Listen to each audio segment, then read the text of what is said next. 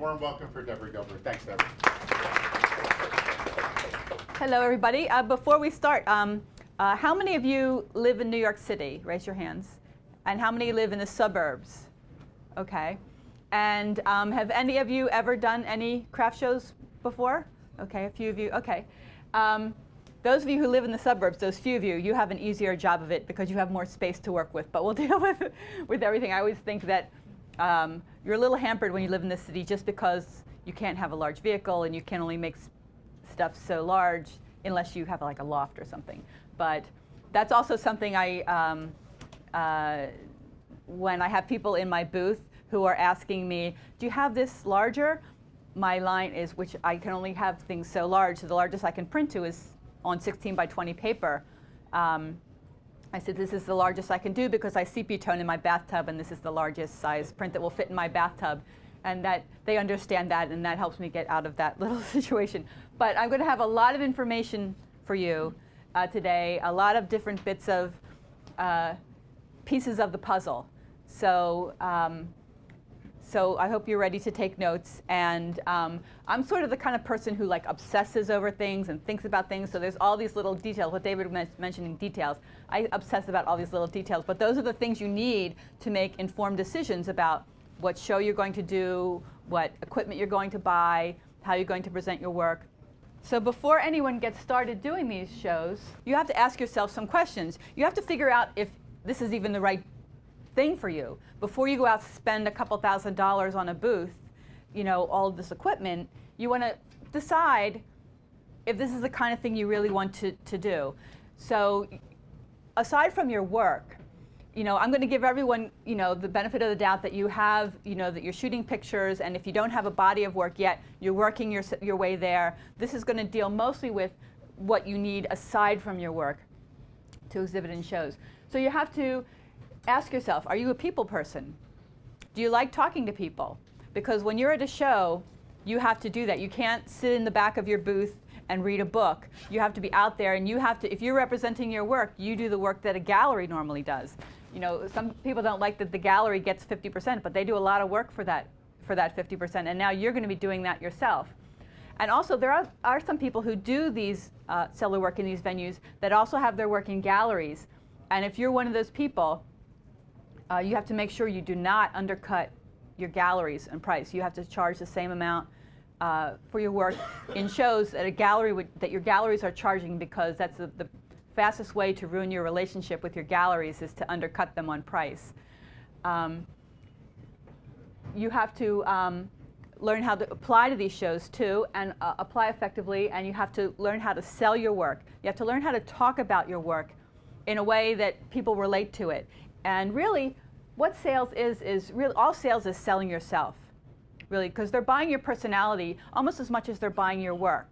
Because when they get home, and if you ever heard anyone talk about their collection, whether they collect matchbook covers, or they collect impressionist paintings, or they collect Fiestaware, whatever it is they collect, we hear a collector talk about their collection, they're like a big game hunter. They went out and stalked the item in the wild. They, with the artwork, is they go to these shows because they want a different experience in a gallery. They want to meet the artist. They want to hear your story. They want to have an adventure through you. Your job to sell your work is to provide them with that story by what you tell them about your work. So you go to someone who's a collector to their home, and they'll describe the work. If you ask them about it, what's hanging on their wall, and they'll have a story. Oh, I was out, we went to the show, and it was like raining cats and dogs, and this happened and that happened, and we got lost, and I met this artist, and oh, she's traveled to Africa, and she's done this, and she's done that, and she did this picture, and it represents such and such, and they have a story like that for every picture that's on their wall. And that's what they're looking for when they come to a craft show. They want to have your work represent good karma on their wall. They don't want to look at your work and think of this miserable person that was sort of like glum and I don't know, and just kind of negative and kind of dull. Like, you won't sell your work, and if you do sell your work like that, you won't sell any more of it to that person. But odds are, you want people to have a good feeling about the connection that they had with you, the the purchase, you want them to walk away feeling like they got a great deal, they got your work, they're really happy with it, and they're happy that they met you. And that's the way to sell your work. And not everybody, can do that. And if you don't if you're shy, you have to work on those skills if you want to sell your work. And you also have to learn to be prepared for everything that a show might throw at you, because most of these shows are outdoors. They can be sunny, they can be rainy, they can be windy.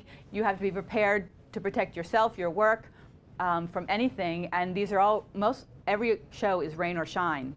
And so you have to be prepared. If it's raining, you still have to be there with your work. And so you have to be prepared to keep your work safe. You don't want to leave with a bunch of soggy, you don't want to go with photographs and leave with paper mache, basically.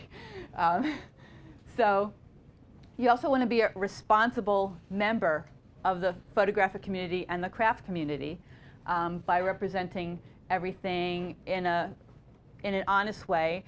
Whenever you're selling your work in a way that's not a brick or mortar type business, you have a hurdle to overcome, because people, they think you're a gypsy, you're like fly by night, that you're like a carnival person, and they may be less inclined to believe you when you're saying certain things, or there's a little doubt in the back of their mind, and you have to overcome that. And maybe they had a bad experience with someone else at a craft fair who maybe ripped them off in the past. And whenever you do anything, you know that you are reflecting on everyone else in the photographic and craft community. So you always want to. My grandfather always used to say, "There's only one way to do business, and that's the right way." And that applies to every kind of business, and it especially applies to this kind of a business when you're not a brick and mortar. You just have more hurdles to overcome, and you just have to be more on point and more on your game. And I'm also going to give you some resources for all different aspects of photography, selling your work at these venues. Now, there are different kinds of shows. I would not recommend that you start out right from the top doing big shows. You want to start small. Think of yourself as like a Broadway show that opens out of town to work the bugs out. You don't want to, first of all, you don't want it to, you see these are booths. It's really, those canopies, each one is a booth, a 10-foot by 10-foot booth. It's really sort of a misnomer to refer to them as a booth fee, because really when you go to a show and you pay a booth fee, you're really not getting the booth. The booth is yours. You're getting a space fee. You're paying a space fee. When you pay a show to be in the show, you're actually paying for a 10-foot by 10-foot spot on the ground. What goes on that spot is up to you. So even though they call it a booth fee, it's really a space fee. But to create one of those booths, to display your work between the walls and the canopy and everything you need, it's going to cost you upwards of $2,000. So before you go spend that money, I would suggest that you start by maybe doing a few shows that are local in your community, maybe put on by the PTA or something in the church basement or the school gym, just so you can gauge for yourself, do you even like doing this? Do you like, some people are too sensitive actually to show their work to people, because some people can be, rude about your work. And it's different if you're selling something, like if you're selling Girl Scout cookies or you're selling clothes, you're working in a store, and people say rude things or say that the stuff is overpriced, whatever it is. It's different than when they're saying that about your work. You take it more personally, and some people can't deal with that. I have a friend who was reduced to tears. She does raku pottery. She does beautiful work. And she had this rude woman who wanted to get her to lower her price and was berating her and berating her work. And she just burst into tears. And she just lowered the price for this woman because she was just so intimidated by this. And we all went rushing over to her, and her sister, who was helping her in a booth, came over, and the woman was going to come back and get the stuff. And so when the woman came back, we put her in the back of the booth, put my friend in the back of the booth, and her sister and I dealt with the woman and said, sorry, we broke the piece when we were packing it up for you. And we just didn't want her to have the piece, because she just felt so intimidated. But that's why some people, are. You have to learn to not take it personally, and some people just can't put up that veneer, and then it takes too much out of them to do these shows. But and actually I have a tip. when people, often get people who will come in and they'll say, oh, why is this so expensive? Or this is too overpriced, whatever it is like that. And I just, you can't argue with something like that, because it depends on how they ask the question. Because you could say, well, because I make a black and white photograph and I print it in a darkroom and then I paint it with oil paint. You can explain all that stuff, and they don't care. They're just asking that because if they go into Macy's, they can't talk to Mr. Macy and say that about something they want to buy. But when they go to a craft show, they can talk directly to the person, and they just want to let you know that they think that you're overcharging, whatever it is. And depending on what kind of a mood I'm in, you can't be, if someone's rude to you, you can't be rude back at them, because if you have other customers in the booth, that will turn them off. So you just have to find a way to get them those people out of your booth and deal with the people who might potentially buy something. But if someone says to me, why is this so expensive? I just smile and say, well, it's not priced for everyone, and just smile at them, and they'll usually tilt their head, when when you talk to your dog and the dog just tilts their head, and because they can't tell, they think maybe I've been insulted, but I'm not sure. So there's really no comeback for that. And they usually just tilt their head, and then they just kind of just wander away.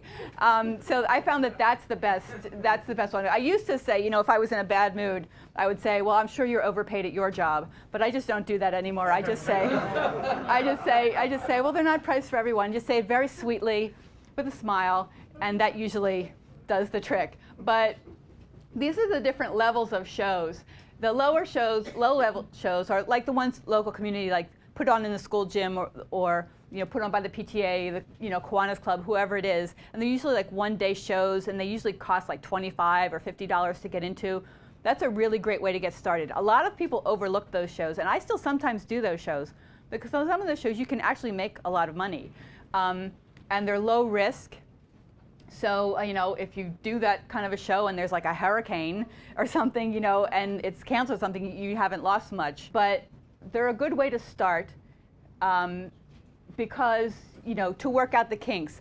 You see how, and also before you buy a lot of display equipment, how do you like working within that space, that 10-foot by 10-foot space?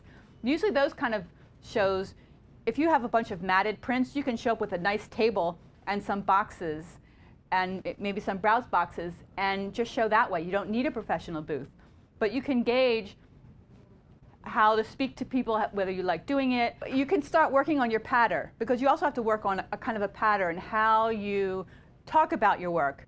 What kind of a little story you tell about each piece, about how you created it, maybe where you shot it, what does it mean to you, different things like that. You want to have things to say, and also explain just the physical about your work. Like with my work, everything is matted in acid-free materials. I make sure I tell everyone that.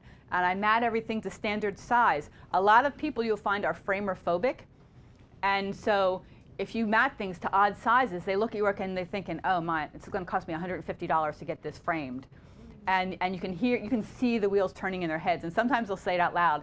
And I can just say, and everything, everything is matted to standard size, so it'll drop right into a ready-made frame. And they said, well, where would you get a frame? Well, you can go to Pearl Paint, or you can go here, you can go there. You give them the names of different places. You can get this frame for less than $20. And they go, oh. And that, eliminates that kind of a worry for them. But the least expensive way to get started is to do these lower level shows. You can get, if you have small prints, you can go into wine stores and get those wooden boxes that they normally throw away and sand them and finish them and make them nice. And a table with a nice tablecloth. You never use a bare table. Even at a low-level show, you always drape your table down to the ground, but get clamps, because you don't want there to be any extra fabric for someone to trip over. You want to, roll the fabric under and clip the legs so there's no extraneous fabric.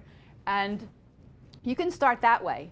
Just to get, that's the least expensive way to get started, just to try to figure out if you even like doing that. Then into the medium-level shows, those shows are usually 2 or more days, and they're bigger. These shows you see pictured here. Those shows are more expensive to do. Shows, the booth fees have risen dramatically, in the last 5 or 6 years. A lot of them have almost doubled. But you can do shows from $200 up, depending on whether it shows 2 days or 3 days or whatnot. And they have a higher level of quality of work being shown than in those lower level PTA type shows. And some of them still will have buy-sell. What buy-sell is stuff that people bring.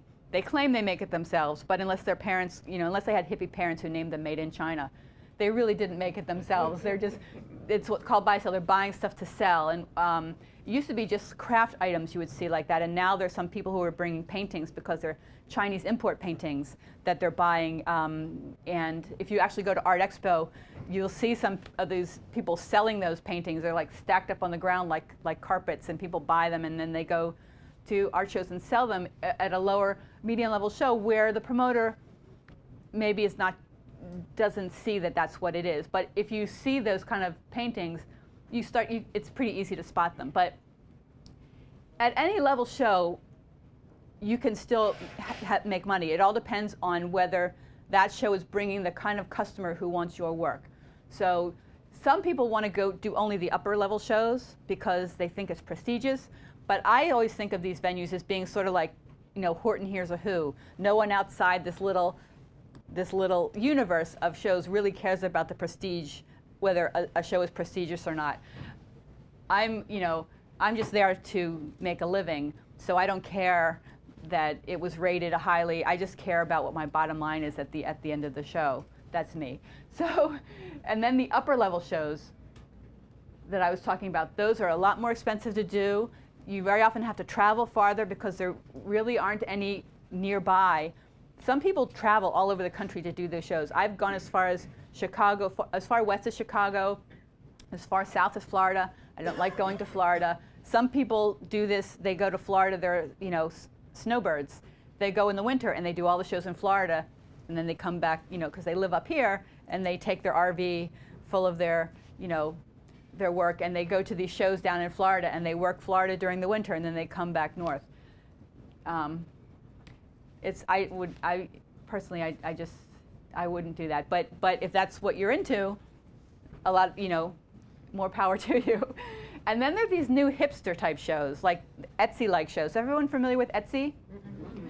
Etsy is an online portal that allows craftspeople and artists to sell their work. It's etsy.com.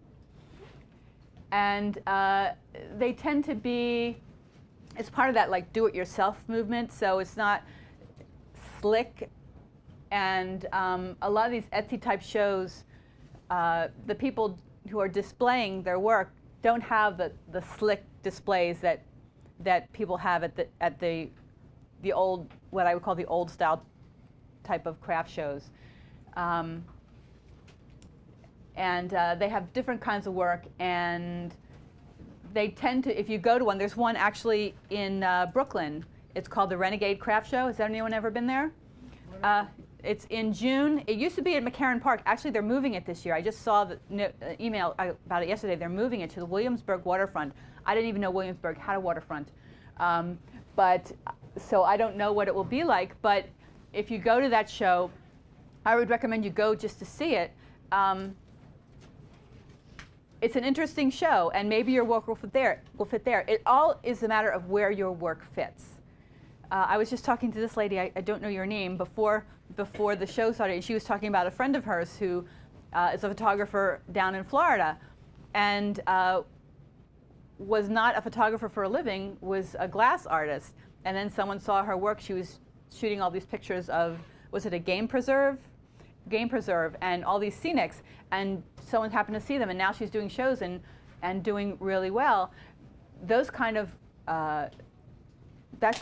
subjects, scenics, what I would call travel pictures, tourist pictures, do really well in these venues, especially if you are in a show that's in a touristy area. Like if in the summertime there are all these shows down the Jersey Shore, and if you have pictures of the Jersey Shore, of the scenic parts that look really beautiful, and people are there vacationing, they'd like a nice souvenir of one of your great photographs. So if you're doing those shows, actually there was a couple that used to do that, and they've, one of them passed away, so they're not doing it anymore. They invested a lot of time and effort into photographing all these different shore towns where they do shows. And so they do these shows, and wherever they were, they would have the pictures. They would have some pictures from other places, but they'd have mostly pictures from the area where this show was, whether it's Ocean City or Stone Harbor, wherever, and they were like selling pictures like hotcakes for all these people who are there.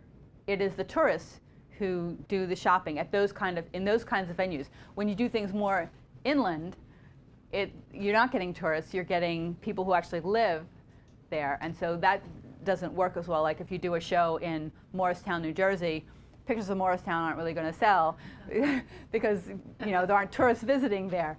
But in a touristy area, that would make a difference.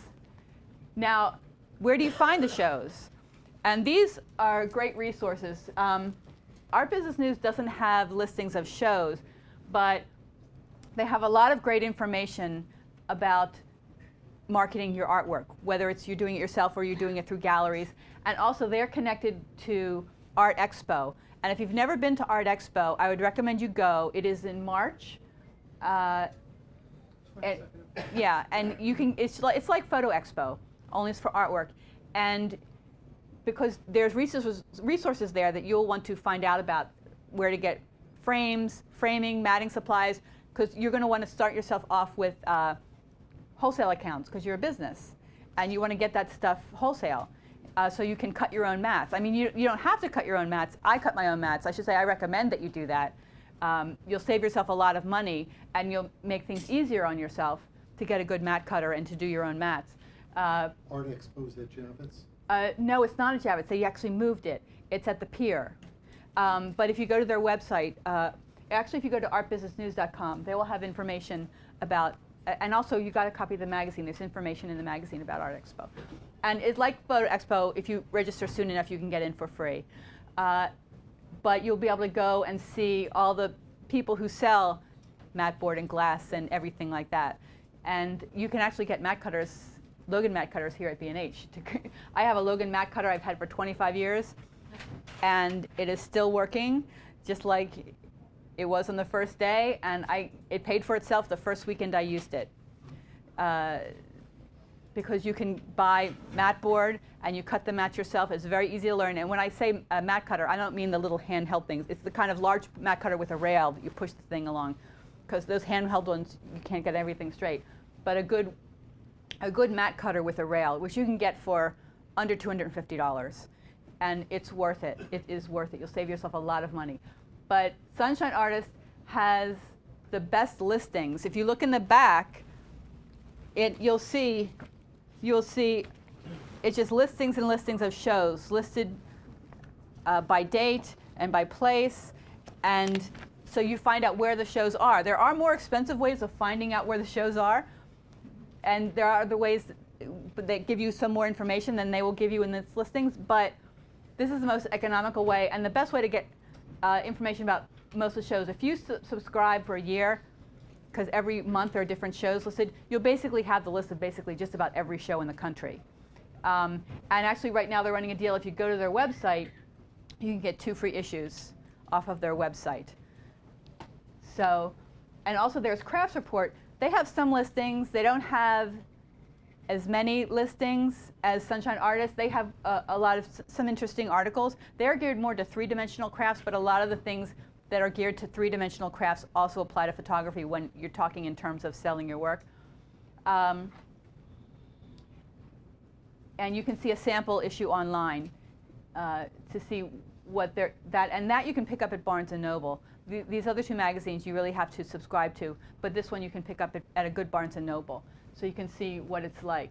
And it's good to learn the different business aspects of doing these shows.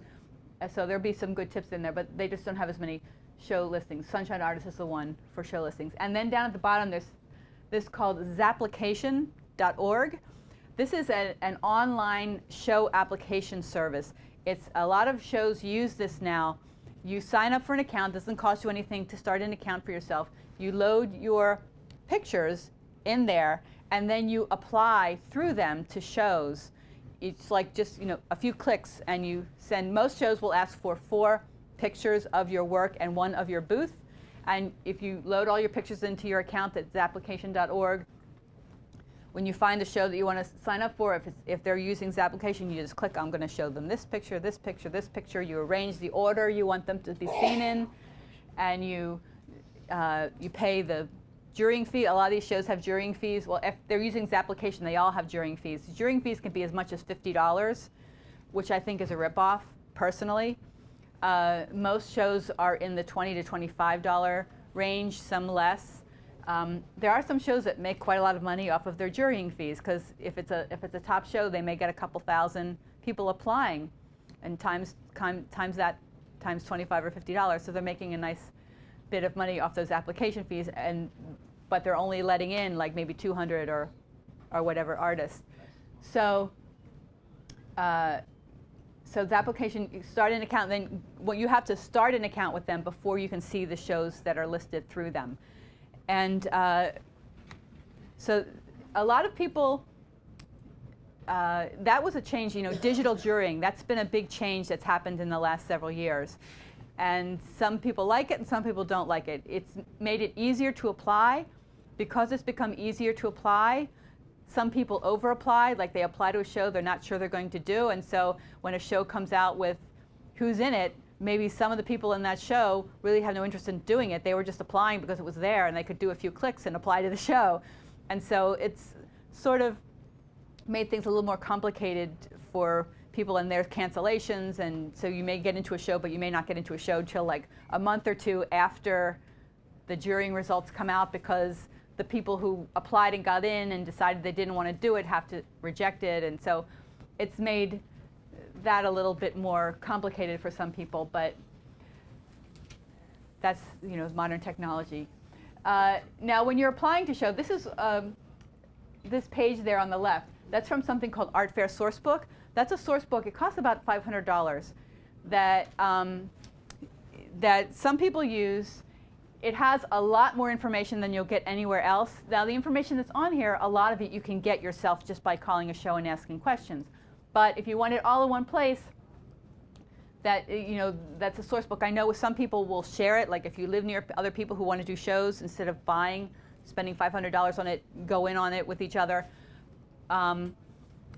Or something, but because it is a pretty big expense. But also, sometimes you'll be at a show and the person who does Art Fair Sourcebook may be at the show. He's also a photographer, actually. And sometimes he will be selling like last year's copy for a deeply discounted price, and you could get it that way. It's last year's information. The shows are basically all in the same place. It's a way of getting it. I was at a show and I got one for $50 from him because it was 2 years old. So now when you contact a show, say you're going through Sunshine Artists and you see a show, it's in your area, it looks good, you have to decide, do I want to apply to this? I never apply to a show without calling them first or emailing them to ask them a few questions. And no matter what, you do your research and you don't just call them and ask them a dumb question, but even though sometimes I do call and ask a dumb question, maybe they think I'm asking a dumb question. But I want to get a feel for them, because to me, the answer is not really as important as how do they answer me. Do they sound like they're artist friendly? I don't want to do a show if the people running the show don't respect artists, or don't respect photographers. You will find, and I know, is everyone here a photographer, or some people want to show other things besides photography? Yes? You're a painter? Okay. So you're the lonely painter here in the room of photographers.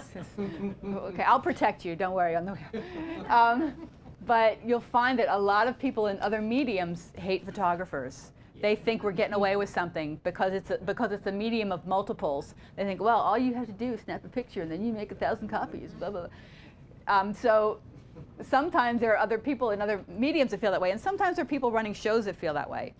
And there's a show, I won't name it, but I asked them about I had to ask them something, and the person who was one of the people on the committee said, well, you photographers, all you do is snap a picture and send it out to a lab, and they do everything. You really don't do anything yourself. And I'm like, I was like, I never applied to that show again, because it said to me, at first I was like, really mad. She was just being very disrespectful. And then I thought, well, wait a minute. She's doing me a favor. She's letting me know that I don't need to spend my money, travel all the way to Virginia to do this show, and put money in the pockets of these people who have no respect for my medium. And it wasn't that great a show anyway. It's like a lot of people do this show, but it's a show that has a lot of issues. But in any event, you read the prospectus before calling, but you want to get a feel for, you want to ask things like, first of all, how many people are in the, how many artists are in the show? And you want to hear a definitive answer. You don't want someone who's going to say, well, we're not sure, depends on how many people apply. You want a definitive number of people, like 200 or 250, whatever it is. You don't want people, because if they're wishy-washy about that, that means they're just going to take as many people as apply, which means they may be taking too many people to support the show. So I want to hear a definitive answer. And you want to ask things that make it easy for you to know how you have to prepare yourself. Like, is there space behind the booths? Like you get, like I said, the 10-foot by 10-foot space, but some shows will give you a little bit of space behind your booth for storage or whatever, to put your chair back there. You want to ask that kind of a thing. That's the kind of thing you ask to kind of gauge whether they're artist friendly or not. Do they have booth sitters? That's an issue for people who work by themselves. A lot of people who do these venues don't work by themselves. I do work by myself, and so a booth sitter is an important issue if you ever have to go to the bathroom, because you're there, from 8 in the morning to maybe 8 at night, maybe 6, 7, 8 at night. You have to leave to go to the bathroom. Do they have a booth sitter? Some shows will allow you to sign up for a booth sitter, so someone can come by at 1 o'clock, and you tell them in advance, and they'll come by and they'll watch your booth for 15 minutes while you run to the bathroom or run to get something to eat or whatever. And if a show doesn't have booth sitters, make friends with your neighbors so they can help you with that. But also ask them about parking. Where is parking? Some shows, not a lot of shows, but there are some shows that parking is like so far away they have a shuttle bus that you have to shuttle your way back for. And if someone is working with a partner, that's okay. For me, working by myself, I don't want a show where I have to leave everything, all of my work sitting on the sidewalk by itself while I drive 2 miles away and have to wait for a shuttle bus to come back. So, and you want to know about that. You want to know about electricity if you need electricity. I don't use electricity. When I've done indoor shows, I use electricity for lights. But outdoors, there's some people who use lights outdoors, but I don't. And you want to ask them about generators. Do they allow generators? Why? Because you don't want to be next to someone with a generator. Because you'll have to be talking like this all day over the sound of the generator. Also, red flags, the big one. If the promoter refers to artists as vendors or crafters, run, warning, Mr. Will Robinson, warning, run in the other direction, because that's a bad sign if they think of you as a vendor or they think of you as a crafter. Crafter is like a derogatory term. People who are craft artisans, they like to be called artisans, not crafters. That's like someone who crochets toilet paper covers, while watching soap operas as a crafter. So you kind of, if that's the way they refer to you, then you may give the show a shot, but just know what you're getting. And like if you have nothing else that weekend and it's really close to where you live and it's not going to cost you much, then I'd take a chance. But if you're going to have to drive all the way 3 states away, I'm not going to drive 3 states away and stay at a hotel and pay $500 to do a show who's referring to me as a vendor or a crafter. And also booth creep. That's my big thing. It should be your big thing too. This is what booth creep is. See, this person has their stuff slung between trees as opposed to in their booth. There's booth creep is when people push their stuff outside their 10-foot by 10-foot perimeter, and that affects you because if your next door neighbor has stuff that pushes out into the aisle, that blocks foot traffic for you. People have seconds to see your work, and you'll notice when people are walking along, traffic flow moves in certain directions. People tend to look to the right when they're walking. So if they're walking down the row and they're looking in the booths as they're going by, you have seconds to get them, depending on how fast they're walking. Now, if the person right before you has a chair sticking out into the aisle or a table, the person who's walking along this line of booths has to go around like that. And they're not gonna go around the chair like this and go back. They're gonna go, they're gonna go around farther out into the aisle and like that, and they're gonna miss your booth entirely. And so you don't want someone next to you who puts stuff out in the aisle. And most of the people who do that know what they're doing. That's why you see it. They're doing it to the right side of their booth instead of the left side of the booth because they don't want to block their own foot traffic. So you want to know in advance that the show doesn't allow booth creep, doesn't allow people to display things outside of the 10-foot by 10-foot perimeter, and ask them in advance if that is a problem, because you want to know that you don't necessarily want to say something to your neighbor about it if they're doing that. You want to go to the show. You want to be able to go to a show director. That's why you want to be able to judge what they're like, and say, could you ask my neighbor to pull the chair back into their booth, please? And you want a show director who's going to be responsive to that, because you're going to lose a ton of money. I did a show that I used to do. It was a one-day show in Philadelphia, and it was a fabulous show. It was put on by a community group, and it was like, don't want to say guarantee because nothing's a guarantee, but it was always good, and it was inexpensive, and I always did a nice amount of money. Then one year, I had people next to me who were on my left side, stage left, who had chairs out in the aisle. Not even one chair, they had two chairs side by side. I made about 80% less from that show than I normally did. And I had done that show for years, and I did it pretty much always the same amount, 80% less. And they wouldn't move their chairs. The show director wouldn't make them move their chairs. So people had to they just missed my booth completely. And so that's the difference that it makes. So you just want to know, you want to get the feel for whether you can discuss these kind of things with the show committee and the show promoter before you apply. So, because it means money, especially if you're doing a show where you're traveling. Because say you're doing a show and show only costs $200, but you're traveling far away. You have gas, you have tolls, you have a hotel, you have food, you have all that stuff plus time out of your studio that you have to figure into the cost of doing a show. A $200 show may cost you $1,200 when all is said and done to do, with everything that you have to put into it. So what do you need to do besides your work? You have your body of work, your photographs. You need a canopy, which I'm going to be showing you in the next slide. You need display walls to hang up your work. A lot of shows will have a rule that says everything hanging up must be framed or must be originals. Reproductions are only allowed in browse boxes. Now, photography is a medium of multiples, so basically everything's a reproduction.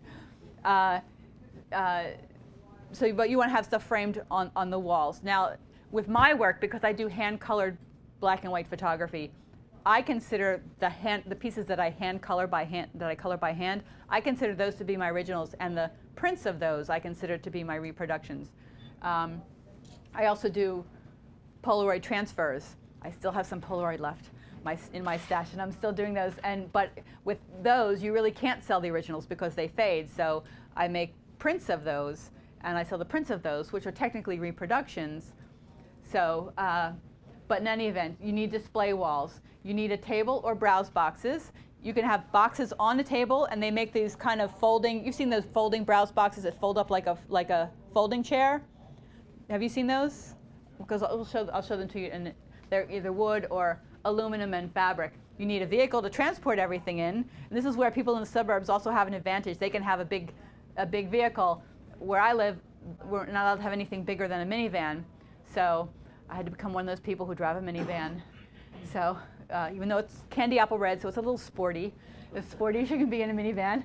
And you need a system for packing your work to keep it from getting damaged in transport. And don't forget a chair. You have a miserable couple days with no chair. So, okay, these are booths. Now, shows the three different basic types of booths. That's what's called a pop-up canopy. That means that the top is attached to the frame when you fold it up or when you open it up. A lot of people put these in their backyards. You can get these for like less than $200, though they make better ones that cost more than that. They take like 5 minutes to set up. They are not the best for photographs. I had one when I got started. Some of them will like leak at the seams. So when it would rain, I would make sure I wouldn't hang things underneath a seam. But you can also fix these by getting a white candle or white wax, and you put the top on the ground and you like color it like you're coloring with a crayon over the seams where it's sewn, and that helps keep water from leaking through the seams. But you also, with these canopies, have to use hula hoops or those foam noodles, those pool toys. They're called noodles, those foam. If it rains, they pool water. The tops will pool water. And if you're there during the day, that's okay because you can keep reaching up and pushing the water off. But if it's raining overnight, it can go, I'll show you in a slide coming up what can happen. They'll start to pool water and they'll get bigger and bigger and bigger, and then it will crash. And so what you have to do is get like a little hula hoop or noodles, and you want it to go over the frame but under the nylon. These are made of ripstop nylon, so that it sort of like makes it a little bit more dome shaped so that the water will run off. So if you're using that kind of a canopy, that's something you need to think of. And like I said, I used one of these for the first 3 years I was doing shows. And I took really good care of it. Whichever canopy you get, take really good care of it. Make sure you keep it dry. Never put it away wet or damp when you get home. If a show was humid or it was rainy, make sure you open it up and let it dry fully before you fold it up to wait for the next show, because you don't want mildew, because first of all, it doesn't look good. Second of all, it smells bad, and you'll be at your next show, and someone will walk into your booth and they'll go, "Ew, what is that?" and they'll walk out. You don't want to do anything that makes people want to walk out of your booth. Okay, and so that's the most economical way to get started. Now, the one right next to that, this is what's called a craft hut. That's starting with the dome top canopies, the barrel-shaped top. That is, sort of, people call that the Rolls Royce of canopies. It's the heaviest canopy. It weighs a ton, which makes it more stable. But as you can see how dark it is in there? It doesn't let as much light through, but you can get them. That person obviously didn't get a skylight. You can get them with a skylight. If you get that kind of canopy, it's not like glass, obviously, but it's a more translucent strips on the top that lets more light through. And I would recommend that if you get that kind of canopy, you do that, because you need light for people to see your work. And the one next to that is called a light dome. That's a barrel type, sort of like a craft hut, but it's lighter. It's made of anodized aluminum, so it's more lightweight, and the pieces telescope in and out. A craft hut is sort of like putting together a Tinker Toy set with it has a lot of pieces. So you're putting everything together with connector pieces, and it's a great canopy, but just know that it takes more time to put it up. And so it has some more complications with it. The light dome telescopes in and out, which is great. Everything's all together, but you also have to be more careful with it. You can't just toss the pieces around, because if they bend, if they collapse a little, if they get dented, they don't telescope in and out so easily. But it's a great canopy. I've had all three of these. I started out with a pop-up. I had it for 3 years. I bought it for $200 and I sold it for $100 after using it for 3 years. Then I moved on to a light dome, which I had for probably like 7 or 8 years. And I got this crazy idea in my head that I wanted an extended height canopy. These are not extended height. These are all, you can see where they are at the eaves. It's like 6.5 feet. An extended height canopy will be 8 feet high at the eaves. So I got it in my head that I wanted a taller canopy, because it was going to get me more attention and it was going to show my work better. So I got the taller canopy. So I sold my light dome for like $750. I bought it for like $1,200 and I sold it for like $750 after using it for like 7 or 8 years. I bought the extended height craft hut, but then I had to get extended height walls. So I got extenders for my walls. It looked fabulous. People would be walking down and all of a sudden they go, whoa, like, because they'd see this canopy that was like really tall. But I had to keep climbing up and down off the ladder, and to put it up, it was like a nightmare to put together. I started to not want to go to shows because I couldn't face putting up the canopy. It was, so I ended up selling it and bought another light dome, which I should have stuck with to begin with, because I wanted to simplify.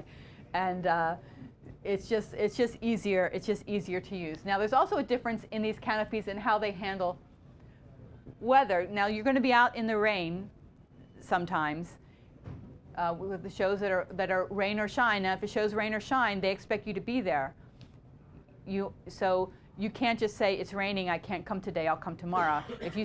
That's the best way to get a bad reputation. And first of all, you won't get into that show again. And if the promoter talks, you won't get into something else, because they want people. They've advertised a show and they want you to be there. If you see with the barrel type canopy, the craft hut, the water will run down each side. With the light dome, which goes down 4 sides, so the water will run down all 4 sides. And so you may have some water running down off your awning, but so if that is the case, if it's raining, you just pull things in a little bit. So if you normally have your table up to the edge, you pull it in a little, because you know the water's going to run down off the front of your awning and maybe splash on the ground. And the awnings don't come with the canopies. You have to. It's an accessory. What I would recommend, your basic canopy is the top with the frame, and usually with the sides. You can see in that picture on the left, you can see the sides. That's what the booths look like closed up at night. You have to have sides because you have to be able to close up at night, and you also have to have sides if it rains, have the 3 sides closed up. To put the awnings on, you need awning zippers. Even if you don't have enough money to get awnings right away, I would recommend that when you buy if you go for one of the vinyl top canopies, which is a light dome, a trim line, or a craft hut, you get the awning zippers put on when you buy it, even if you're not getting awnings, because you can get the awnings later, but if you want awnings later, you have to send your top back for them to put the zippers on. Whereas if you get the zippers when you buy it, you can get the awnings later and not have to worry about that. It's just more economical. And you're going to want awnings eventually. They're good for sun, they're good for rain, they're good to have. And I have zippers on all 4 sides, so I have the option of putting awnings on any side, because you don't know. I may get to a show, and I'll show you I should move forward and show you my booth. Well, my booth, where is my booth? There's my booth. This is looking a little worse for the wear. It's a little sloppy there, because it was like after a day and a half of rain, and so it's like drying out now. But you can see I have awnings different sizes. In this particular place, I have the option, because I have more space, so I have the option of opening stuff on the outsides of my booth too. So if I didn't have awnings, I couldn't really do that, because you don't want your stuff to be exposed to direct sunlight. So because I have awning zippers on all 4 sides and I have awnings, I can put the awnings anywhere, and I can display work on the outside of my booth. And that's a great thing if you have that option, because it helps you get attention. It helps you grab someone's eye as they're walking by. So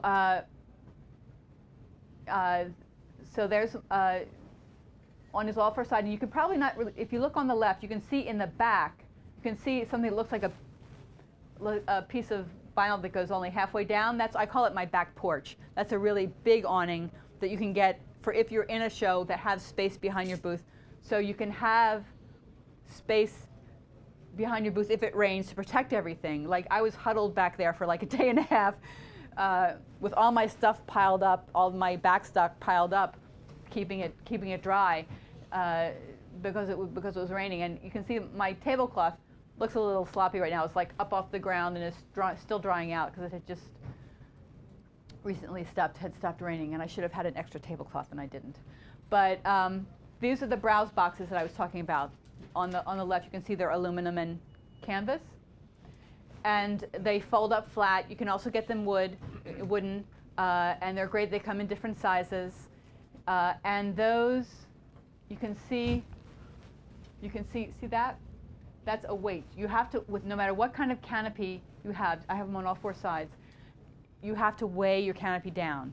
And don't use a gallon of water. You go to shows, sometimes you'll see someone who's like obviously just studying art, and they have like a gallon of water on each canopy. Like, that's not going to do anything for you. And also, don't use bungee cords. If you've ever watched Roadrunner and Wile E. Coyote, you understand why not to use bungee cords with your weights to weigh things down.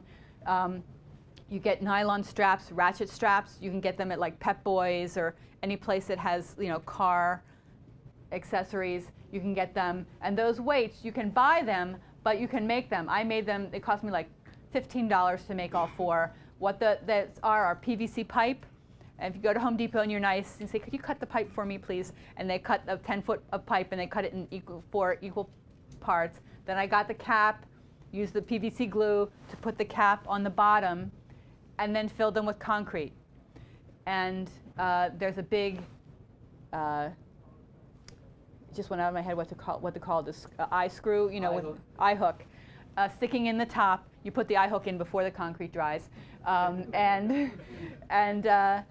they weigh about 30 pounds a piece, and they take up not very much space, and it's a very economical way of making weights. Now, if I'm in a place where there's ground, I also stake down. I come prepared for anything. I'm a Girl Scout, recovering Girl Scout, so I'm prepared for anything. I also bring camping stakes and auger stakes, which are also called dog stakes, so spiral stakes. So this particular show is an odd show because it's half on asphalt and half on dirt. Most shows are not like this. Most are either dirt or asphalt, one or the other. If they're on asphalt, you can't use your camping stakes. There are some people who will come with asphalt screws. Shows don't like that, and so they don't want you putting screws in their asphalt. But if they're on dirt or on grass, I also combine the weights with camping stakes or auger stakes to give yourself extra steadiness, because these things will blow. If you've ever been someplace and you've seen these canopies, it's a scary thing to see these canopies fly. And they can hurt someone because the canopies weigh, it's like 50 pounds. And so if it goes flying through the air, it can hurt somebody if it lands on them. So you just want to be very careful. And also, to add extra weight, I attach my walls to the crossbars inside. I have the system of racks, which I have to go back to tell you about the racks. They sell this thing that sticks in the top of the rack, and it has something that will grab onto the crossbars of your canopy. So it adds all that extra weight to the canopy as well. So that's just really important. Let me go back to where we were. Okay. Now this particular canopy, if you're vertically challenged, as I am, this is there's one canopy that lets you put the top on when it's on the ground like that. I probably should have got that canopy, but I didn't. If you're short, or if you have health issues that make it hard for you to keep reaching up and putting the canopy on, because these vinyl canopies, you have to set up the frame and then you have to put the top on the frame. They will kneel down, but they won't kneel all the way down like that. When they're kneeled down, like the crossbars are like about here, and so you have to do a lot of jumping to get the top on them. But if you can't do that, you can get this canopy, which is by Flourish, and you can put the top on while it's on the ground. And so that's an advantage for some people. What I would recommend before you buy a canopy, go to a show that's setting up, and don't bother anyone. If it's a kind of show that's like in a park or someplace where you can be unobtrusive and just watch people setting up their canopies, and don't bother them while they're doing it, but just watch how many parts these canopies have, whatever, and see what they're going through to put up their canopies, so that you can judge for yourself whether you think which canopy will be good for you, because it is an investment, and you want to try to make a good investment. But as you've heard from my history, if you take care of them, you can also always sell them forward. That's another reason to keep your canopy clean. Aside from it looks good, it looks better, it smells better, it's better for your customers. If you made a mistake and you have kept it up well and keep it looking like new, you can always sell it forward and get something else.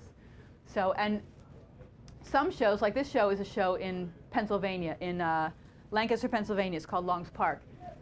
You can see these kind of canopies that have like the edge that makes them look like Renaissance things. Those are rental canopies. Some shows will offer rental canopies, and some people go that route because they don't want to set up a canopy, or maybe they can't. And so if a show offers that and you have some kind of limitation that you can't set up a canopy, there are some shows that will offer that option. You have to pay for it, but the canopy is set up for you when you get to your space. So that's a way of for some people to go. Now, weather. You can see this is what happened to a pop-up canopy that didn't have the noodles. And you can see that it pooled water and then it collapsed. I was at a show in Virginia once, and it rained overnight, and myself and another artist got there early, and you could see all these canopies were like, you could hear them like like swaying back and forth, and a lot of them had all this water pooled in. We were going under trying to push the water out from different people's canopies because you just kept hearing them crash. We were just sitting there and we kept hearing crash, crash, and we said, well, let's help some of these people and like go into their canopies and like push the water off. We were drenched, but we were able to save some canopies. But that's what can happen if it rains overnight and you don't have the hula hoops or noodles on top of the frame, but underneath the nylon. And here you see people using extra things to, like, see this person obviously used plastic drop cloths to give extra protection for their pop-up canopy in the rain, which is something you could do. You know, plastic drop cloths are one of the things that you should always carry with you in your van when you're doing these shows. Always have a few. You never know when you might need them. You might need them for rain. You might need them for even if it doesn't rain. If you're at a show where it is, and maybe it rained a few days ago and you're on grass, the dew will come up overnight. So you can leave if you come back and the inside of your booth will be like a terrarium. It will be dripping with water, and all that moistness has gotten on your work. So if you have a show like that where the ground is damp, before you leave for the night, I usually pack down my work. Sometimes I don't, sometimes I do. But even if you do pack down your work, take everything out of your booth, put the plastic drop cloth on the ground, sticking out, the edges, and then put everything back on top of that, and that will prevent the dew from coming up and getting onto the inside of your tent. Because even if you've packed down your stuff, when you get there in the morning, it'll still be all wet, and your racks will be wet, and you're going to have to hang your stuff on wet racks. So you want to put the plastic drop cloth down, and the dew comes up and it'll hit the drop cloth. It won't come up into your booth. So that's another reason to carry plastic drop cloths. Also, things that you need to carry, extra clips. You can see those clamps holding. You can get those all over the place. You can get them at Home Depot. You can get them down on Canal Street, all over the place. Always good to have extra of those candles if you have the pop-up canopies, the hula hoops, and WD-40 if you're using a pop-up canopy. Sometimes if they get wet, they stop sliding. Something about the metal, and so always have WD-40 to help with that. Now, with racks, there are different kinds of racks. The ones I use, this is the kind that I use. They're called graphic display system racks.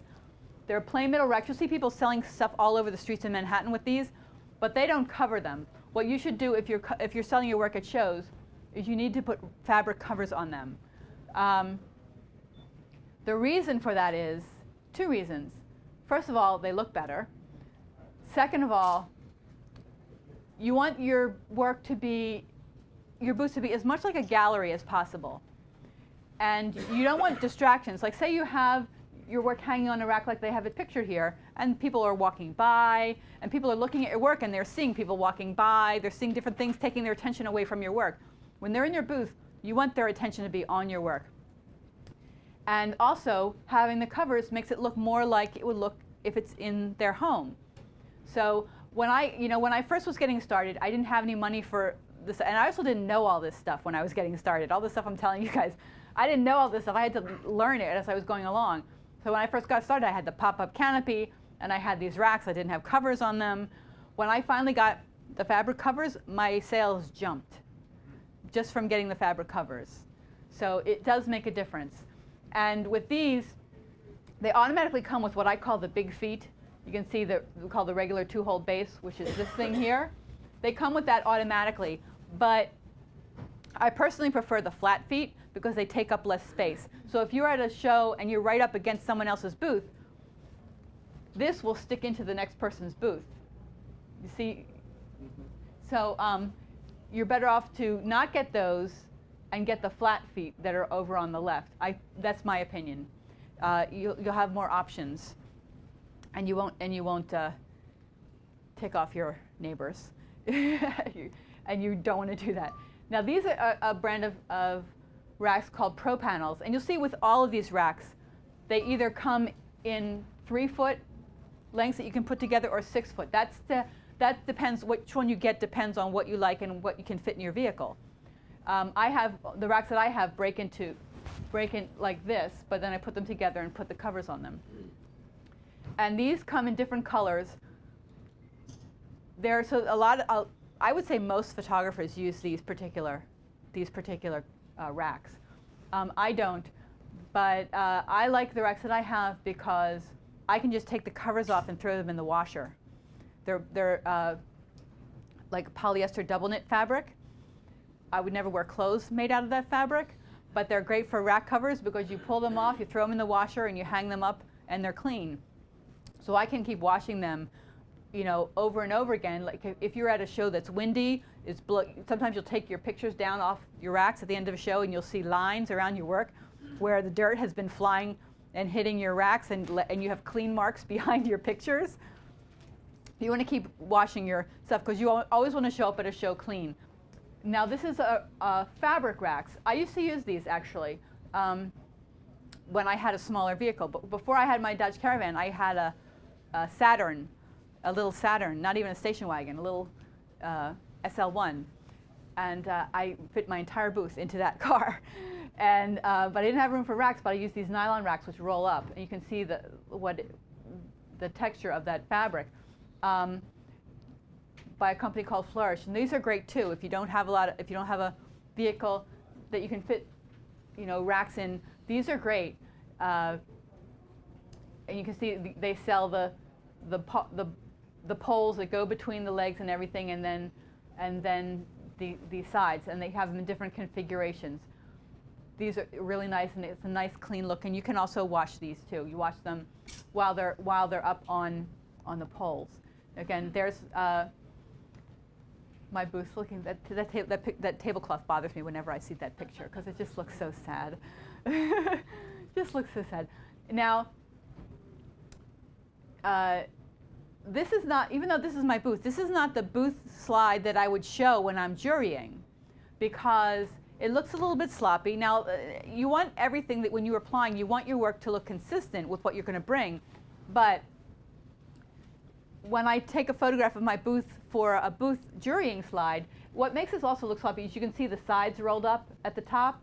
That sort of gives it kind of a sloppy kind of a look. But when I jurying slide, I wouldn't have the on there. And let me see. See, that's the slide I would use for jurying.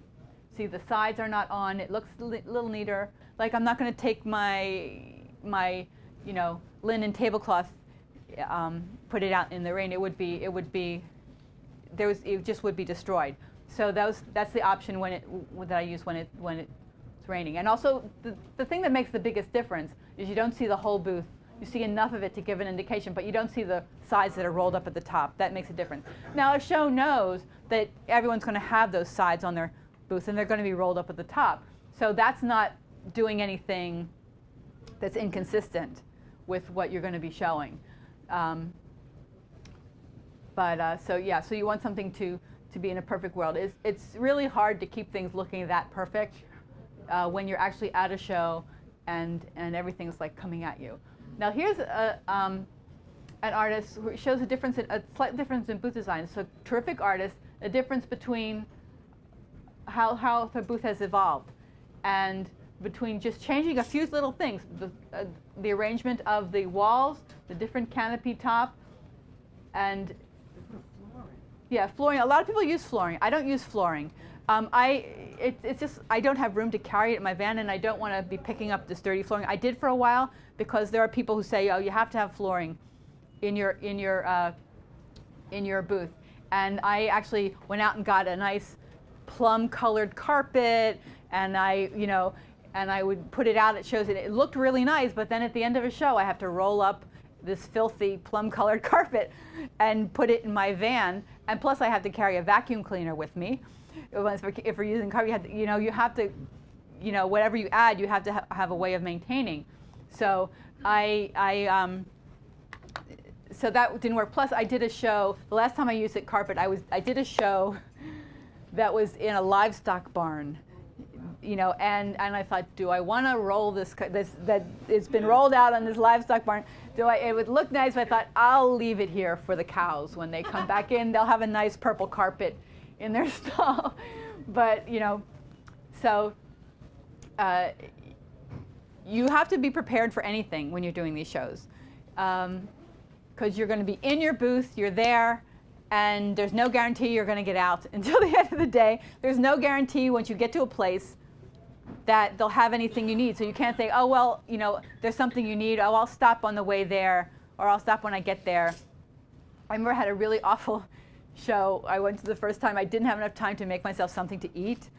And so I figured, well, I'll get some, I didn't bring any lunch or anything. And I figured, well, I'll just get some there because I've done the show before and they always have this, ambulance corps there and they're always selling, hot dogs and hamburgers and stuff like that. And I'll just get that and soda. But this year they decided they weren't selling that, they were just selling candy. And so I hadn't brought anything to eat because I figured, well, I'll just buy the stuff and I'll support the ambulance corps and I'll have my hot dog and the show. And that's all I had was candy all day. And I was like, woo, But that taught me always bring everything you need, whether it's water, lunch, and things that you're going to need to maintain yourself and your booth. Duct tape. Duct tape solves like 95% of the world's problems. Everyone knows that. Always have duct tape with you. You don't know when you might need it for something. To hold something down, or you never know when you might need it. Windex and paper towels to keep the glass on your pictures clean. That's a first aid kit for your framed pieces and for yourself. For your framed pieces, anything you might need to take your frame apart and put it back together. Or maybe you have a frame piece and someone wants it, but they want it without the frame. If you're willing to sell things, that's up to you whether you want to sell things without frames or not. But if so, you need the tools you need to take the picture out of the frame and sell them to them that way. And then you also need plastic to put the picture in, the plastic sleeves. A first aid kit for yourself, like Band-Aids and Neosporin and your favorite headache reliever, which you don't want to go to a show without something for headaches. Pepto-Bismol. Don't eat show food in most places. If you do, make sure you have Pepto-Bismol with you. Just, sunblock. Even though you're under these canopies, you can still get a really bad sunburn. Some of them, they claim they have like an SPF, but no, don't trust that. A feather duster. A feather duster is a great thing, especially if it's windy or breezy. Little bits of dust, whatever, fly on your pictures. You want to keep dusting them off. But a feather duster is a great tool also because you want to look like you're busy.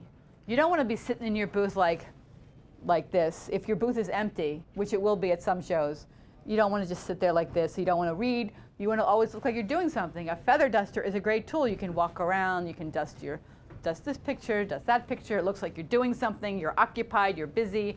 That's good for sales. That helps bring people into your booth. The thing that brings people into your booth more than anything is having other people in your booth. If you have, and also sitting down and trying to eat lunch. You sit down and try to eat lunch, they will all come flocking into your booth. But that's why you want to get people in conversation. I know I'm throwing some things in out of context, but if you have people in your booth and they only have one people in your booth, even if you know they're not going to buy anything, but that's the only person in your booth, just keep talking to them until someone else walks into your booth. Because having someone in your booth is going to attract other people. If they see an empty booth, they're not necessarily going to walk in, but if they see people in your booth, they're going to say, oh, what are these people looking at? And they're going to come in. So you always want to keep people in your booth as long as you can without being obnoxious and dropping to the floor and grabbing their ankles, but to keep them from going out.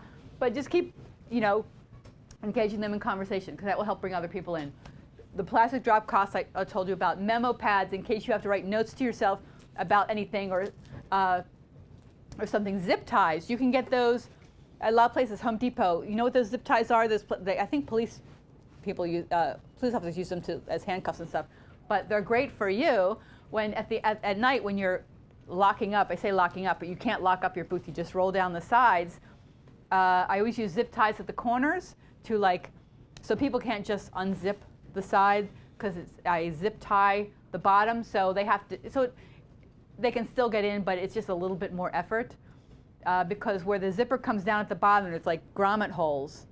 And so you just put a zip tie through the grommet hole, zip tie it to the leg, so they can't just pull the zipper up and go in. They have to get down on the ground and get underneath, and it's just more trouble for them.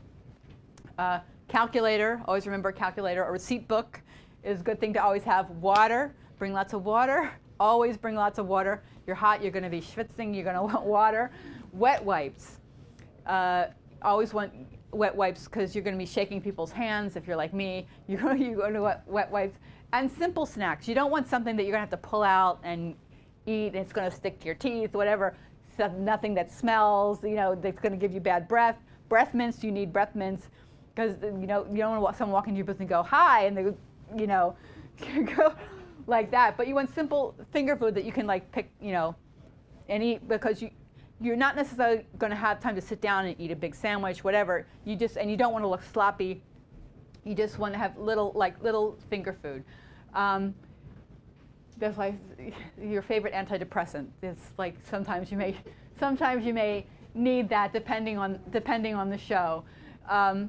Again, if you're working by yourself, it's really a totally different game than if you're working with a partner. A lot of people do this with their spouses, other family members who are indentured servants for the day or the weekend. But I always work these shows by myself.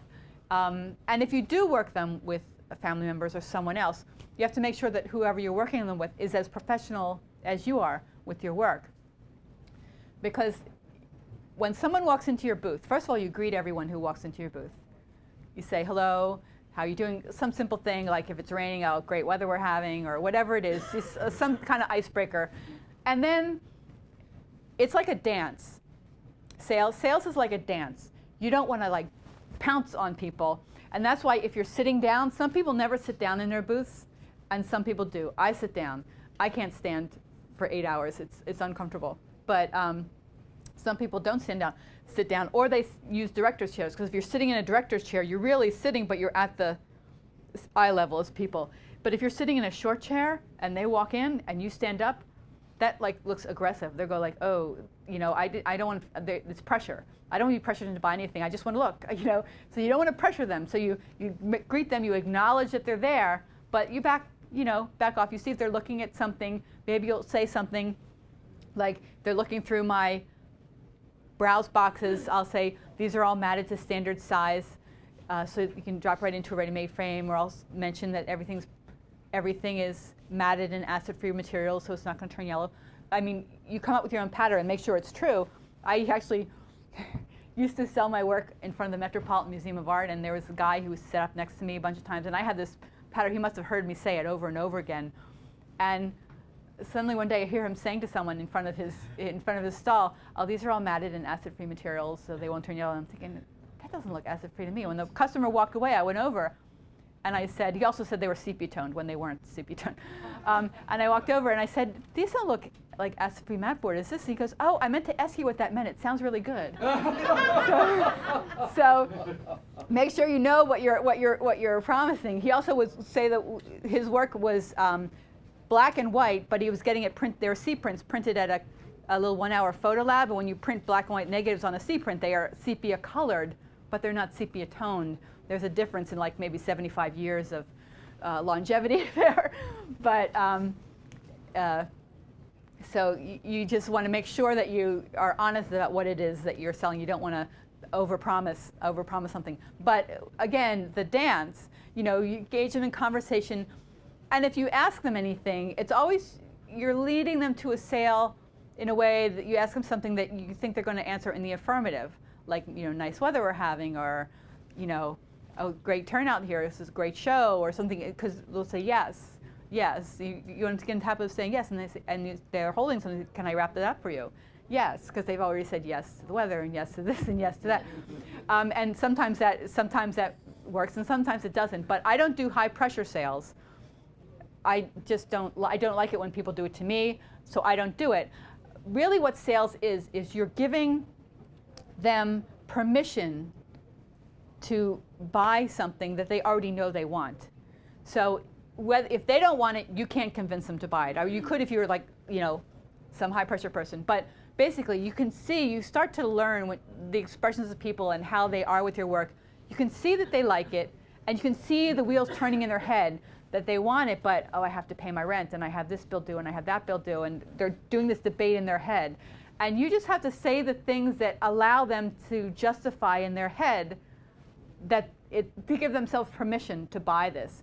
And things like that it's not going to cost much to frame, or different little things like that add up and helps them give themselves permission to buy your work. And I want everyone to walk out of my booth feeling that they got the greatest deal in the world. I don't want anyone to walk out and think like, ugh, I want them to feel like they got something that they love and it's a great price, and they're going to be happy with it on their wall, because really anyone who's buying your work, they're going to have to live with it.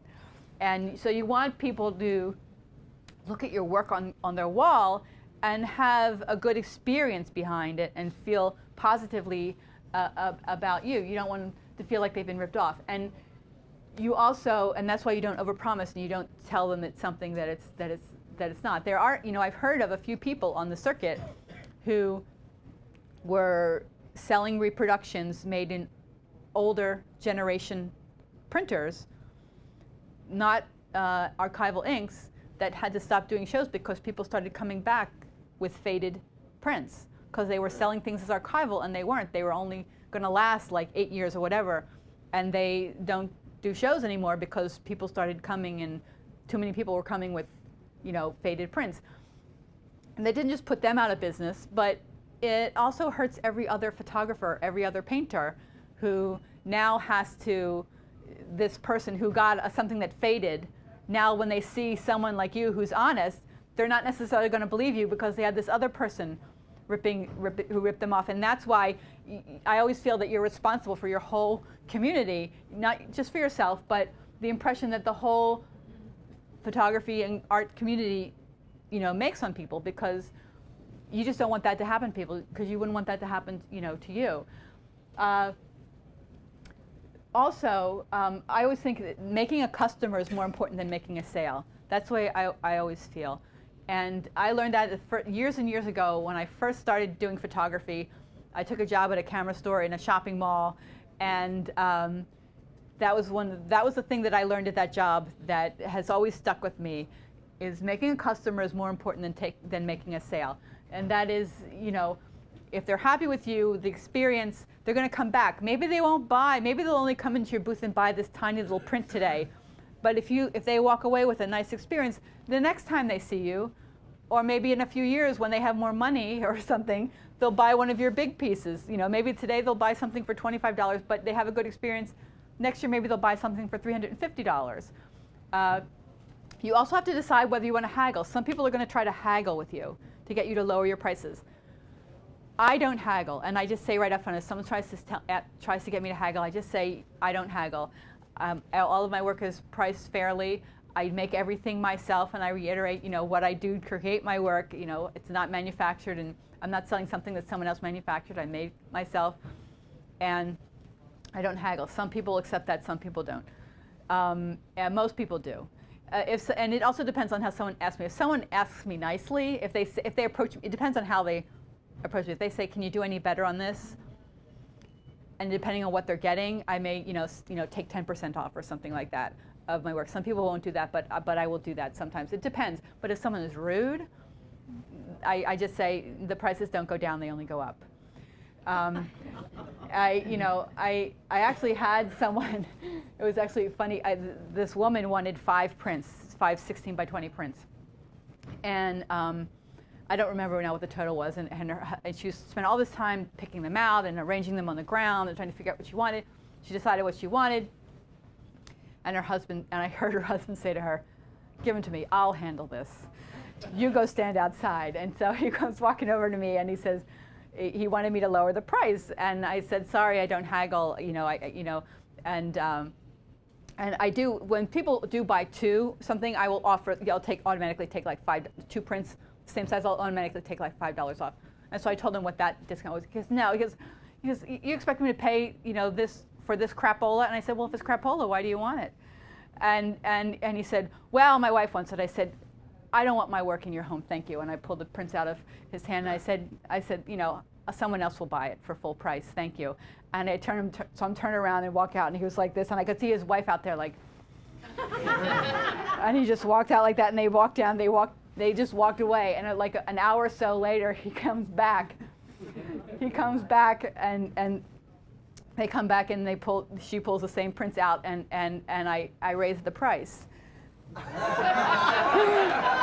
I said, and that will be, it was like not much. It was like I didn't give him the $5 just because I just raised the price. And I said, that will be such as, and with tax, that will be, and he just didn't argue, he just got them. And that was the only time that ever happened, but that was, he just irked me. He was just so rude, and he called it crapola. And you know what I said about having a thick skin, which I do, but still, he just, but that was funny, just her, she won out in the end. They would have paid less if she had bought them to begin with. But yeah, so some people are going to want to haggle. Again, and you just have to decide whether you do or not. That's all up to you. So if you're going to really be doing this, you're going to want to start cutting your own mats yourself, because you're going to save yourself a ton of money doing that. When you're doing shows, you have to have some stuff at a lower price point. When you're doing shows out on the street, you have to have some stuff that's under $50. Whether it's small, whatever, you figure out what you want. You have to have something that someone can walk away with for less than $50, I feel. There are some people who don't. Those people tend to have like trust funds or retirement, retirement accounts or something, or spouses with jobs. I don't have any of those things. When I go to a show, I'm there to make money, and so I'm there to service the customers who come. And the way I look at it, some people also want their work to be exclusive, and you have to decide. If you want your work to be exclusive, there's nothing wrong with that. It's just I would rather have my work on 1 million walls than on 10 walls. And so I have prints, and I have prints for as low as, tiny little prints for as low as $15. I actually, years ago, I tried to start a greeting card company, which didn't go well. But I was left with all these cards, and when I started doing shows, I was selling packs of cards, discounted, like a dozen cards for like $5, and people wouldn't buy them. Then suddenly I realized, wait a minute, I'll put them in mats, and they wouldn't buy a dozen for $5, but they'll buy one for $15 if it's in a little mat. And so I sell a lot of my tiny prints are those greeting cards that I'm still selling in those little mats. Plus I make other mats because now other prints, because I have an Epson printer, and it's so easy now with my Epson 3800 to make great prints. And you need bags to put your prints in that are matted. Those are called crystal clear bags. That's what just about everyone uses those. And they come in all different sizes. If you go to Art Expo, you see them there, and you can get their catalog, but you can get it by calling. And they make it very easy to offer matted pieces, because you have to have, everything has to be protected from sticky fingers. People come in with children, people come in who are eating, people come in who are eating themselves, which that drives me crazy when someone comes in with like a soda or coffee, and they're like trying to set it down someplace, and I really don't have any place for them to set it down. So, How do you handle that? Pardon? How do you handle that? I just you will pick it up and set it, someplace. I've had people like say I have a bunch of prints that are in a box like this. Someone actually would like try to do. I've had people do that, and I like don't even say anything. I immediately pick it up because I don't want to get into an argument. But I'll set it down someplace else. I say oops. I say oops. Please be careful. And if it's a little kid, now with little children, a lot of these people come with children, and strollers. There are a few shows that will say no strollers, or they'll say strollers discouraged. Because the reason they say that, aside from the fact that strollers can block the aisles, is strollers contain demanding little people. And sometimes they could pull a tablecloth, or they could do something, and a lot of people really don't watch their kids. But also what they do is you see people, and you watch people pushing strollers, and the kid's all quiet, and then they stop, and that's when the kids go, mommy, do me, give me, whatever. And so if that happens when you're in your booth, you want them to be able to stop and look through the stuff in your booth. So what I do is I engage the child in conversation. Now I maybe have an easier time, first of all, because I'm a female, so there's not that creepy factor of a guy talking to the child. But I also yes, but not that all you guys are creepy, but people are nervous. First of all, you never approach them. Don't approach them, don't touch them, don't hand them anything, but just I'm sitting down and I'm at their level in the stroller, and I will just engage them in conversation. I always hang things on the wall at stroller level that will get their attention, that I can refer to, like, oh, do you see that red apple? Oh, do you see that cow? What does the cow say? I also will go and I will get confetti. I bring confetti with me, glitter confetti that comes in different colors and shapes, and I'll sprinkle it on the ground in my booth. And so I can point to it and say, oh, did you see this? Tinkerbell was here. Can you see, how many blue moons can you see? How many red stars can you see? And it engages them for just enough time to give their mother time to look at my stuff. And that's what I'm trying to do with that, to keep them from screaming. And because if the kids start screaming, the mother just goes, ugh, and just keeps walking. So you want to find a way to engage them. Hanging things low to the ground that might appeal to kids is a great way to do that. And just engage in conversation, in simple conversation about the work with the kids. Some people ignore the kids, but I don't think that gets you anywhere. And I also think, I like talking to kids. I think they're funny. So that helps. That really helps. People don't believe this, but someone once actually left a baby in my booth.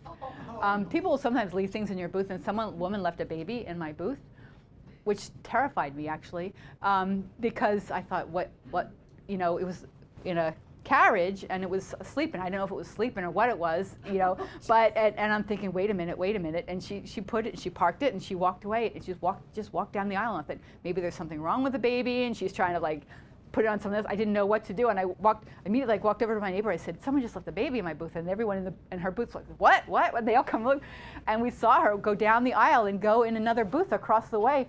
She apparently just wanted to put the baby someplace so she could go try on clothes. And so I walked down the aisle and I walked into the booth where she was, and it was kind of a clothing booth where they had the front kind of closed, so she was completely out of sight, of the baby. I could have walked away with it.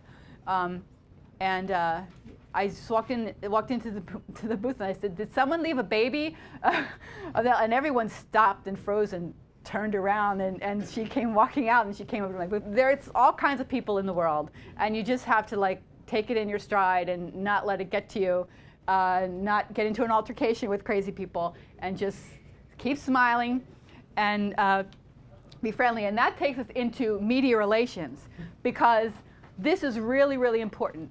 A show is supposed to do publicity. The show organizer is supposed to do publicity. But you can help by doing it yourself, or being able to capitalize on the opportunity when you have the opportunity to be interviewed. A lot of these show organizers really don't understand media relations. They don't understand how to get the media there. They don't understand what the media can do for them. They don't understand what to do once the media gets there. Sometimes they'll just send out press releases, and sometimes the media shows up and sometimes they don't. If the media shows up, they just let them wander around and don't direct them, which is bad. They should always be directed. You take them to what you want them to see. I learned about media relations because I used to work for Ringling Brothers and Barnum and Bailey Circus, so I feel like I learned at the knee of the master in how to deal with the media.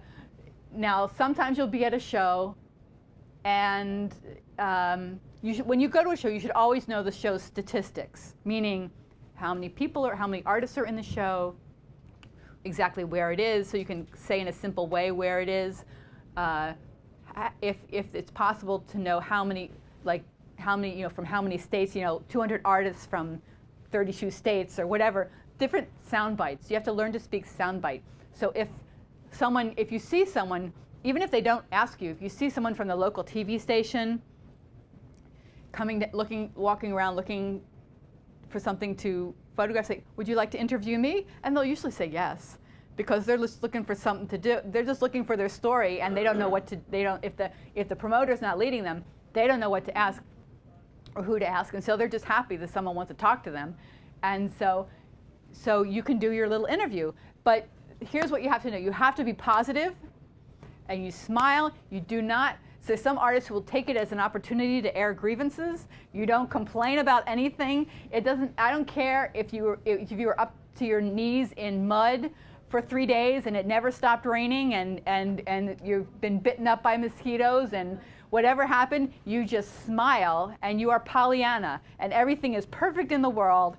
And because the people, you have to talk to the people who are watching at home. They don't want to come to some place where all these grumpy artists are, who people are complaining. They're watching this at home, think, gosh, we don't want to go there. These people, they sound like they're ready to go on strike or something. You know, you want it to seem like a fun place. So very often the media will give you leading questions that are negative. You don't bite.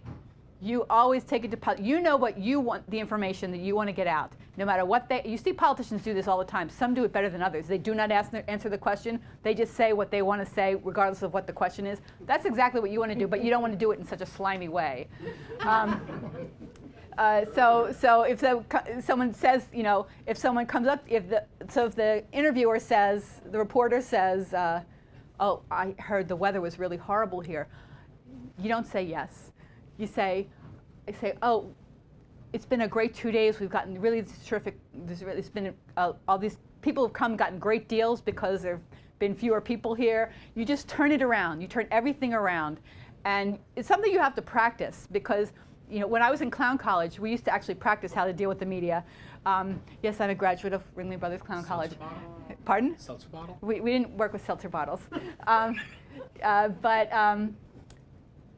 we learned how to be interviewed because very often they're looking for a negative story, the press, and so we would like drill, and they'd answer questions, and we practice answering negative questions with a positive answer. And so that's something that you practice, and you can have actually, if you want to learn how to do interviews, have someone who will help you. Think of, you know, watch TV and watch these stupid questions that these reporters ask, and write them down, and then have someone ask you the questions, and you come up with your own answers, and practice that way, because that will help you. And I think the best example of that is I did a show in Stone Harbor a number of years ago, and this was a show, it's a Saturday and a Sunday, but setup was on Friday.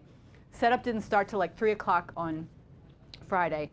And this was a show where not a minute before 3 o'clock, everyone's in line, ready to get their booth assignment to set up. And I see the local ABC affiliate from Philadelphia coming up with their cameras in their truck, and they're coming to do the show report, the shore report, I should say.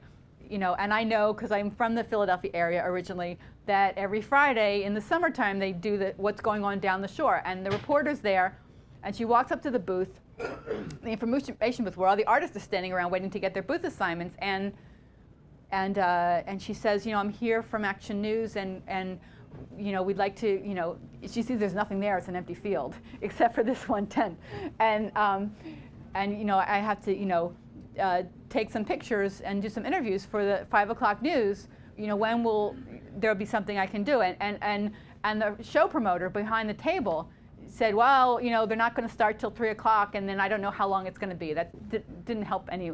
And all these artists, and she turns these artists waiting in line and says, you know, will any of you be set up soon? When will you be set up? And all these artists go, oh my God, it takes me 3 hours to set up. It takes me 5 hours to set up. It takes me 12 hours to set up. And they're all complaining about how long it takes to set up. And I see her, she's like, oh my God. Because I know she's thinking, I have to file a report, and I have nothing here. Where am I going to go? I can't go to Atlantic City now. There's no time to go anyplace else but here. And so she starts to walk away. And so I walked up to her and I said, do you just need visuals? Because if you do, I can put up a couple racks and put up some pictures, and you can just do close-ups if you like. She said, oh, thank you.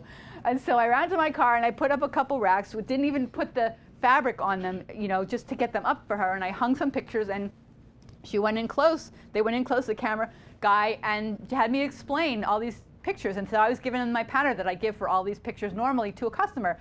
Oh, this cow, you know, this picture of a cow, this cow started chasing me. You can see her looking at me. As soon as I snapped the shutter, she started chasing me. And I had this story for each, you know, this picture, you know, my grandma, these apples on the windowsill. My grandmother was sitting underneath the windowsill, and she's not in the picture, but whenever I see the picture, I always think of her because I know she was sitting there below. And I also explained what I do, which is the hand-painted black and white photography, which no one ever gets. I mean, I get people all day long. Is this Photoshop? Is this, what is this? And is this painting? I say, no, it's make a black and white photograph, and I color it with oil paints. But it looks so real because it's a photograph. I get that all day long. But I was explaining to her what it was. So by the time I was finished, she must have spent like 15 or 20 minutes with me. By that time, other people were starting to set up their booths, and a couple of them were saying, hey, come over here and talk to me, but she didn't, because they were the same people who were complaining before. That package ran at 5 o'clock and 6 o'clock and 11 o'clock, and it ran the following morning. And all weekend long, I had a corner booth, and I'm sitting in my booth, and I would hear people come up, oh, I saw her. This is the cat. This cow started chasing her. And these people are explaining my work to the people they're with. And I had one of the best shows I ever had. And I went back to that show again a couple other years and didn't come anywhere close because we didn't get the coverage. But that particular show, I could tell the power of the media. These people knew what I had and what it was about, and they were explaining my work to the people they're with because I was on that, because I was interviewed, and that only happened because I was positive and I was trying to help her get the story, and trying obviously to help myself too, but doing it in a positive way. And that is the power of television, and being positive and working with them and helping them solve their problem. Their problem being they have to file a report. And so that can tell you what that can do for you. Now, when you're being interviewed, what's really important is you have to repeat things. Because have you ever been at home and you're watching a report and you're only, the news is on, you're usually only like half paying attention, and suddenly it gets your attention and they're talking about something, oh, that looks interesting, but then they don't say what it was. They had said at the beginning of the report what it was, and you want to go there, but you don't know where it is. What was it? What was that they were talking about? And so that's why you want to repeat things in your answers repeatedly. Let them edit it out if they have to. But if they say, well, we're here at Long's Park here in Lancaster, Pennsylvania, right off Route 30, and the weather's really, great, and they ask you a question, and you say, well, here at the Long's Park show, you repeat the name of the show and where it is in answers, as they're asking you questions. So you've said it several times, so the people at home can hear it, and maybe they'll edit it out, maybe they won't, but you've given them the opportunity to have it in there several times, because the people at home really have to know it. That's why I say lather, rinse, repeat. You speak to the person watching at home. You're really not speaking to the person who's interviewing you. You're speaking to the person who's watching. Have your own press packet. Now, has anyone here, you probably all seen, have you all seen a press packet? What a press packet looks like? It's usually like a bio of yourself. You can put it in a folder, you don't have to. You might have, some prints now that you can print things really cheaply on an Epson printer or a Canon printer. You can have some examples of your work, maybe a CV, anything interesting, and you have it in the event that someone comes, like some media person comes into your booth, and you can. Business cards, but you don't just let them sit out. So, someone mentioned business cards. No, in your packet. Yeah, in your packet. But when I mentioned business cards, is you don't just put your business cards out where people can just take them. If anyone asks you for a business card, you say, oh, is there something you were interested in? You don't just hand them out like candy, because you don't know why people want them.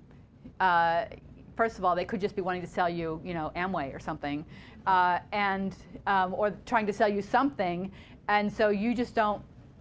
There are people who go along to shows and just take everyone's business cards, because later you'll get contacted by these people trying to sell you something, and you don't want to waste your business cards that way. If someone wants your business card, say, oh, is there something you're interested in? And if they say no, say, oh, sorry, I don't have any cards today. But you can find me on the internet and tell them your website or something, but don't give them your business card.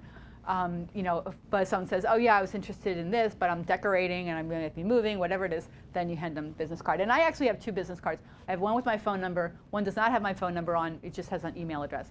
Because you get some creepy guys, and they just want your business card, and so they get the one with the Gmail address, not the phone number. But having a press packet, it's good to be prepared with a press packet. You never know. It's one of those things to be prepared with. You don't know what media person might walk in, and you look professional because you have that, and you can hand it to them. And to also, Miss Mazeppa was right. Everyone, you all know Miss Mazeppa, right? From Gypsy. You got to have a gimmick if you want to get ahead. You know, you either bump it with a trumpet or you, or whatever. That's what it is. Miss Mazeppa was right. What makes you newsworthy? You put that in your press packet, and you also have that in your head to throw into any interview if anyone does, if any, the news does come to the show. And what's unique about your work?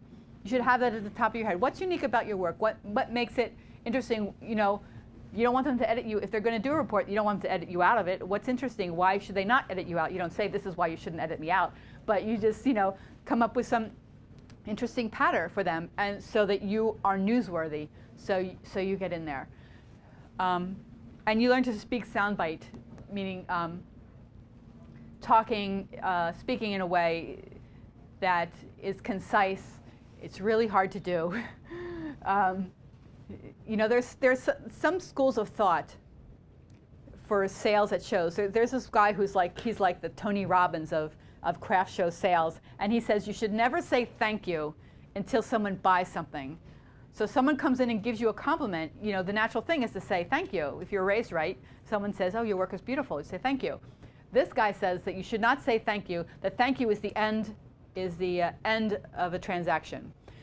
And if someone gives you a compliment, you don't say thank you, you just engage them in conversation. Your work is really beautiful. Oh, well, I do black and white photography, then I hand colored. And they'll keep giving you compliments. They're waiting for the thank you, because everyone is supposed to say. But for a while I tried to do that, and it's just so exhausting. It is just so exhausting, because people will just keep complimenting you until you say thank you. And you find people who compliment you a lot tend to not really buy anything.